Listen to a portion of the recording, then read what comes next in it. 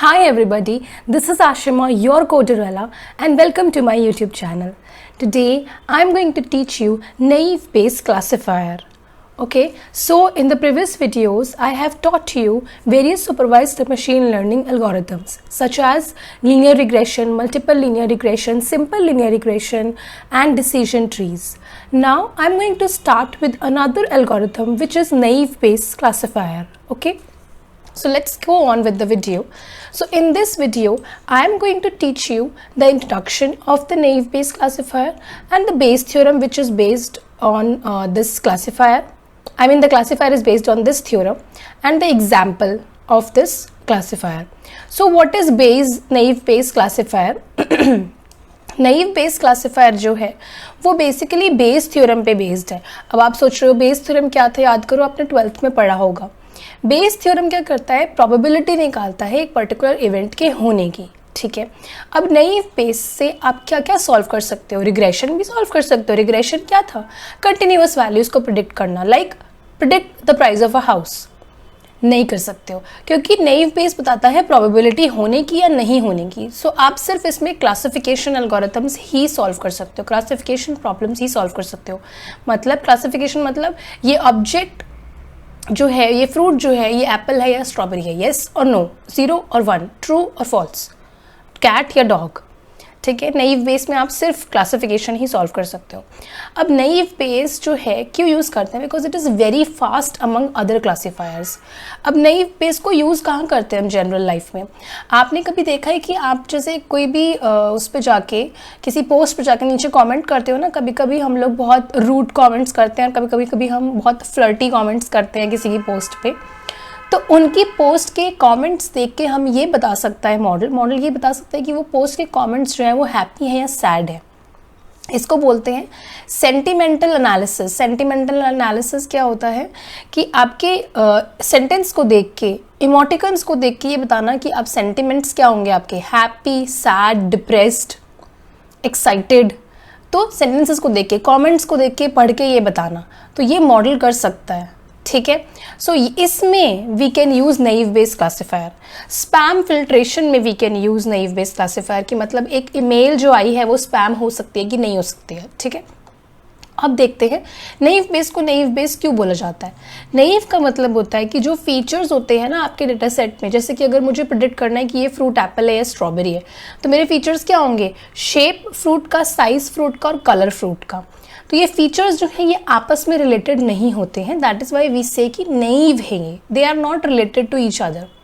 अब बेस का मतलब क्या है, बेस का मतलब है because it is based on Bayes theorem. Naive Bayes algorithm is based on Bayes theorem. ठीक है, now let us check what is Bayes theorem. Bayes theorem क्या है, बेस थ्योरम का मतलब है कि अगर सपोज करो आपके पास दो इवेंट्स हैं ए और बी. ए हो सकता है कि अगर हमने एक कॉइन को फ्लिप किया तो हेड आया, बी हो सकता है कि अगर हमने एक कॉइन को फ्लिप किया तो टेल्स आया. ठीक है, तो अब बेस थ्योरम कहता है probability of A given B, मतलब प्रोबेबिलिटी हेड आने की कि टेल पहले आ चुका है. प्रोबेबिलिटी ऑफ हेड आने की कि टेल पहले आ चुका है, मतलब दूसरी बार जब आपने कॉइन को फ्लिप किया, probability of getting head on second flip such that the first flip showed tails. अब हेड आने की प्रोबेबिलिटी क्या है कि पहले वाले फ्लिप पे टेल आ चुका था. इसकी प्रोबेबिलिटी कैसे निकालेंगे, using the formula of this. Bayes theorem कहते हैं पहले तो आप प्रोबेबिलिटी निकालो इसकी, probability of B given A, इसको हम पढ़ते हैं B given A, into probability of event A. A मतलब जो पर्टिकुलर इवेंट होने वाला है, जैसे कि हेड आना, divided by probability of B. B event के आने की प्रोबेबिलिटी क्या है, इसकी और इसकी. ठीक है, तो ये होती है कंडीशनल प्रोबेबिलिटी. और बेस थ्योरम निकालता है कंडीशनल प्रोबेबिलिटी. कंडीशनल प्रोबेबिलिटी क्यों बोला, क्योंकि बेस्ड ऑन अ कंडीशन ये निकाल रहा है ना कि अगर ए आने की प्रोबेबिलिटी क्या है कि बी पहले से आ चुका है, B has already occurred, B event. ठीक है, तो अब देखते हैं हर एक टर्म का मतलब क्या है.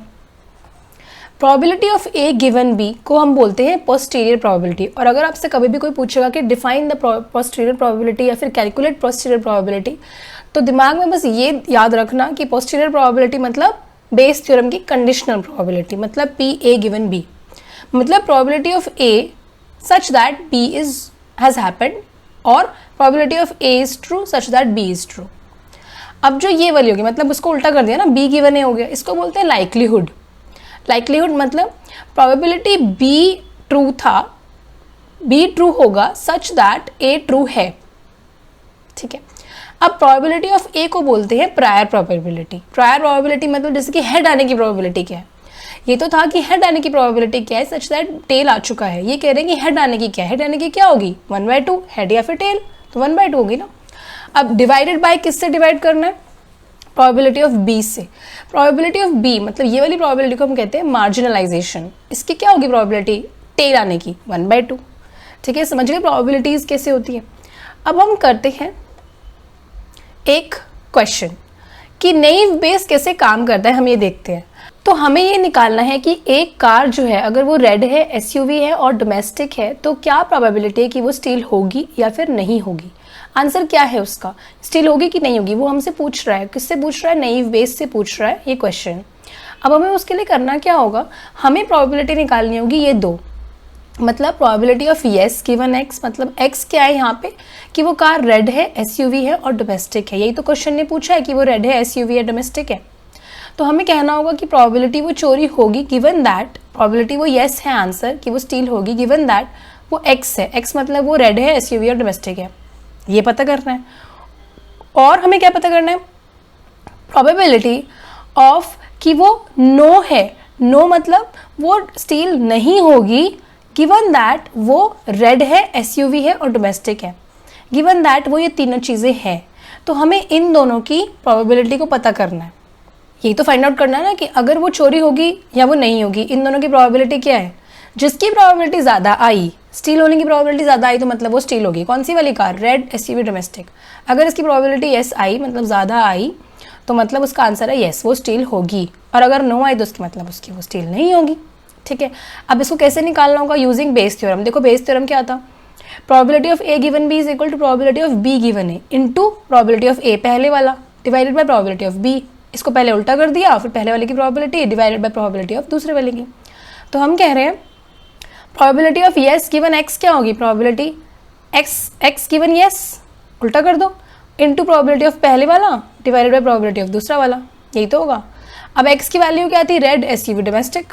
एक्स तो कोई सा भी हो सकता है तीनों में से, तो हमने कहा यहीं पे पुट करना है probability of red given yes into probability of SUV given S into probability of domestic given yes, x की वैल्यू रख रहे हैं, इनटू प्रोबेबिलिटी ऑफ पहले वाला divided by probability of x. ऐसे ही हमने नो के लिए निकाला, ठीक है, ठीक है ना, पक्का समझ रहे हो ना। तो हमें फाइंड आउट करना है कि इन दोनों में से प्रोबेबिलिटी किसकी ज़्यादा आएगी, स्टील होने की या नहीं होने की। जो ज़्यादा आएगी वो होगा हमारा आंसर कि वो वाली कार, ये वाली कार स्टील होगी या नहीं होगी। इसको हम लोग पता नहीं क्या बोलते हैं, पोस्टीरियर प्रोबेबिलिटी, ये वाला, ठीक है। चलो निकालते हैं, कैसे निकालेंगे।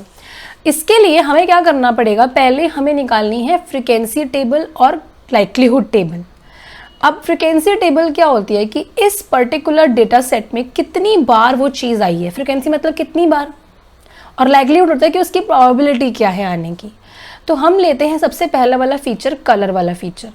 कलर वाले फीचर में रेड कितनी बार आया है कि वो स्टील हुआ है, रेड वाली कार कितनी बार स्टील हुई है, यस, एक बार, दो बार, तीन बार, यस, रेड वाली कार 3 बार स्टील हुई है।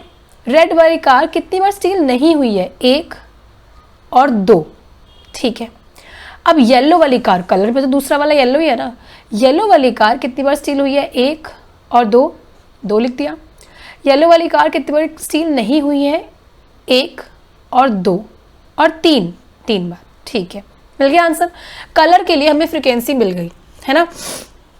अब हमें ये फाइंड आउट करना है कि प्रोबेबिलिटी क्या है कि रेड वाली कार स्टील होगी, मतलब हुई थी इस डेटा सेट के अकॉर्डिंग। रेड वाली कार की प्रोबेबिलिटी क्या है कि वो स्टील हुई थी, तो रेड वाली कार की प्रोबेबिलिटी क्या है, यस की, यस आने की, 3 बाय टोटल 3/5। रेड वाली कार स्टील नहीं हुई थी की प्रोबेबिलिटी क्या है, 2 बाय टोटल 2/5। येलो वाली कार की स्टील होने की प्रोबेबिलिटी क्या थी, 2 बाय टोटल, यही तो होता है काउंट बाय टोटल, यही तो पढ़ा था हमने। तो 2 बाय टोटल कितना होगा 5। प्रोबेबिलिटी आपको नहीं आता तो फिर प्रोबेबिलिटी वाली वीडियो देखो, प्रोबेबिलिटी पढ़कर आओ, ठीक है। और अगर नहीं भी ये समझ में आ रहा तो मेरी बात सुन लो। प्रोबेबिलिटी क्या होता है कि अगर आपको ये निकालना है कि इसकी प्रोबेबिलिटी कितनी है, येलो स्टील हुई है कि नहीं, तो हम क्या करते हैं, इसका काउंट डिवाइड बाय इसका टोटल। उसका काउंट क्या है 2 और डिवाइड क्या है 5, ठीक है, तो 2 बाय 5, ठीक है। येलो वाली कार स्टील नहीं हुई थी की प्रोबेबिलिटी क्या है 3, मतलब काउंट डिवाइड बाय टोटल, ठीक है। अब ये तो हमारे टेबल्स निकल गई कलर वाले टाइप, कलर वाले फीचर के लिए। हमें तीनों फीचर इसके लिए निकालनी पड़ेंगी, तीनों टेबल्स, ठीक है। तो अब हम टाइप वाले फीचर के लिए निकालते हैं। टाइप वाले फीचर में क्या है, स्पोर्ट्स है और एसयूवी है। तो हम कह रहे हैं स्पोर्ट्स वाली कार स्टील कितनी बार हुई थी, देखो 1, 2, 3 और 4 बार। स्टील कितनी बार नहीं हुई थी, 1, 2 और बस 2 बार। एसयूवी वाली कार जो है, एसयूवी टाइप की, कितनी बार स्टील हुई थी, एक बार ही। नहीं हुई थी कितनी बार स्टील, 1, 2, 3, ठीक है। अब इसकी लाइक्लीहुड टेबल बनाओ। लाइक्लीहुड टेबल मतलब प्रोबेबिलिटी वाली टेबल। स्पोर्ट्स वाली कार कितनी बार स्टील हुई थी की प्रोबेबिलिटी क्या है 4, मतलब count by total 4 by 6। Sports वाली कार कितनी बार स्टील नहीं हुई थी की प्रोबेबिलिटी क्या है 2 बाय 6, 2 बाय टोटल। एसयूवी वाली कार कितनी बार स्टील हुई थी की probability 1 by total, 1 by 4। Probability क्या है कि एसयूवी कार स्टील नहीं हुई थी 3 बाय टोटल, 3 बाय 4, ठीक है। अब ये आ गया टाइप वाले फीचर के लिए। ऐसे ही हमें निकालना होगा ओरिजिन वाले फीचर के लिए। तो हमने कहा चलो ओरिजिन वाले फीचर के लिए निकालते हैं। डोमेस्टिक वाला ओरिजिन की जो कार थी वो स्टील कितनी बार हुई थी, देखो 1, 2 और 1 3 बार। कितनी बार स्टील नहीं हुई थी, 1, 2, 3 बार। कितनी बार इंपोर्टेड वाली कार स्टील हुई थी, 1, 2 और नहीं हुई थी 1 और 2 बार, ठीक है। अब इसकी प्रोबेबिलिटी टेबल, लाइक्लीहुड टेबल क्या होगी, प्रोबेबिलिटी ऑफ डोमेस्टिक कार कि वो स्टील हुई थी 3 by total, 3 by 6। Probability of domestic वाली कार की वो स्टील नहीं हुई थी कि 3 बाय 6। प्रोबेबिलिटी ऑफ इम्पोर्टेड वाली कार स्टील हुई थी 2 बाय टोटल, 2 बाय 4। प्रोबेबिलिटी की इम्पोर्टेड वाली कार स्टील नहीं हुई थी 2 बाय टोटल, 2 बाय 4, ठीक है। हो गया इतना। अब हमारी ओरिजिन वाली टेबल भी निकल गई। तो हमारे पास तीनों फीचर्स के लिए लाइक फ्रीक्वेंसी और लाइक्लीहुड टेबल आ चुकी है। हमें इसको किसमें पुट करना है, हमें पुट करना है इस फॉर्मूले में। रिमेंबर हमारा काम क्या है, हमारा मेन काम है कि ये वाली car red SUV domestic car जो है वो स्टील होगी कि नहीं होगी। तो हमें उसके लिए ये वाली प्रोबेबिलिटी और ये वाली प्रोबेबिलिटी निकालनी पड़ेगी कि वो स्टील हुई थी पास्ट में या नहीं हुई थी, ठीक है। चलो निकालते हैं। तो प्रोबेबिलिटी वो स्टील होगी गिवन दैट x है। x क्या था हमारा, x था ये। इसको इसमें डाल देती हूँ क्योंकि तुम लोग हो जाओगे कंफ्यूज और मैं नहीं चाहती कि मेरे स्टूडेंट्स कहीं भी कंफ्यूज हों। तो मैं इसको साइड में लिख देती हूँ, ठीक है। दोबारा देखते हैं। तो देखो क्या हो रहा है कि हमने क्या कहा कि x colon red SUV domestic, मतलब x जो है वो ये वाले फीचर्स है। रेड एसयूवी डोमेस्टिक मतलब हमें फाइंड आउट करना है कि अगर हमारी कार रेड हुई, एसयूवी हुई और डोमेस्टिक हुई तो हमारी कार फ्यूचर में स्टील होगी कि नहीं होगी, यही तो क्वेश्चन है। तो हम क्या करेंगे कि 2 प्रोबेबिलिटीज निकालेंगे, वो स्टील होगी और वो स्टील नहीं होगी। यही तो मैंने समझाया था आपको यहाँ पे, याद है। तो अब मैं आपको बताती हूँ कि प्रोबेबिलिटी वो स्टील होगी फ्यूचर में गिवन दैट वो रेड है, एसयूवी है और डोमेस्टिक है x। प्रोबेबिलिटी कि वो स्टील नहीं होगी गिवन दैट वो रेड है, एसयूवी है, डोमेस्टिक है, ये निकालनी है, ठीक है। अब इन दोनों में से जिसकी वैल्यू ज़्यादा आई वो हो गया आंसर, ठीक है। देखते हैं। अब ये मैंने आपको एक्सप्लेन किया था कि ये फॉर्मूला हमने डिराइव कैसे किया था। अब पुट करते हैं वैल्यूज़। प्रोबेबिलिटी वो रेड है और वो चोरी हुई थी, यस हमने निकाला है ना टेबल्स में, इसीलिए तो हमने इतना किया था। तो प्रोबेबिलिटी वो रेड है और वो स्टील हुई थी 3 बाय 5 लिख दिया। प्रोबेबिलिटी वो एसयूवी है और वो स्टील हुई थी, क्या आया था, एसयूवी है और वो स्टील हुई थी 1 बाय 4। प्रोबेबिलिटी वो डोमेस्टिक है और वो स्टील हुई थी, देखते हैं। प्रोबेबिलिटी वो डोमेस्टिक है और वो स्टील हुई थी 3 बाय 6, ठीक है, 3 बाय 6 इंटू प्रोबेबिलिटी येस होने की। अब बताओ ये कैसे होगा। प्रोबेबिलिटी येस होने की, देखो हमारा ये डेटा सेट है, यहाँ पे येस होने की प्रोबेबिलिटी क्या है, 1, 2, 3, 4, 5। टोटल एग्जाम्पल्स कितने हैं, 10। तो 5 बाय 10 हो गई ना प्रोबेबिलिटी ऑफ येस। 5/10 कितना होता है 0.5। इसको कैलकुलेट किया, वी गॉट 0.0375। ठीक है, अब हमने कहा चलो रुक जाओ, अभी आंसर मत दो, पहले हम नो की भी तो निकाल लें। तो प्रोबेबिलिटी कि वो चोरी नहीं होगी अगर वो रेड है, एसयूवी है, डोमेस्टिक है, मतलब probability of not getting stolen given that it is X. तो वो कैसे निकालेंगे? Probability of red given no, मतलब वो रेड थी और वो स्टील नहीं हुई थी। देखते हैं, वो रेड थी और वो स्टील नहीं हुई थी, 2/5। प्रोबेबिलिटी वो एसयूवी थी और वो स्टील नहीं हुई थी, एसयूवी थी और स्टील नहीं हुई थी, 3/4। प्रोबेबिलिटी वो डोमेस्टिक है और वो स्टील नहीं हुई थी, डोमेस्टिक और स्टील नहीं हुई, 3/6। आंसर इनटू पॉइंट नो, वो पॉइंट नो नहीं, probability of no. Probability of no मतलब कि वो स्टील नहीं होगी। तो ये देखो, यहाँ पे देखो, नहीं वाले की प्रोबेबिलिटी क्या है, नो वाले की 1 2 3 4 5, 5 by total 5/10, 5/10 is equal to 0.5। तो हमने इसको कैलकुलेट किया, वी गॉट 0.075। मतलब प्रोबेबिलिटी वो स्टील नहीं होगी सच दैट गिवन दैट वो रेड है, एसयूवी है, डोमेस्टिक है, वो आ गया 0.075। इन दोनों में से होने में और ना होने में प्रोबेबिलिटी किसकी ज़्यादा है? ना होने की। तो हम कहेंगे कि you have a good luck, so तुम्हारी किस्मत बहुत अच्छी है क्योंकि तुम्हारी कार जो रेड है, एसयूवी है, डोमेस्टिक है, वो स्टील नहीं होने वाली है। ठीक है, क्योंकि probability of no given that the car is red, SUV, domestic, वो ज़्यादा आई है एज कम्पेयर टू येस वाले की।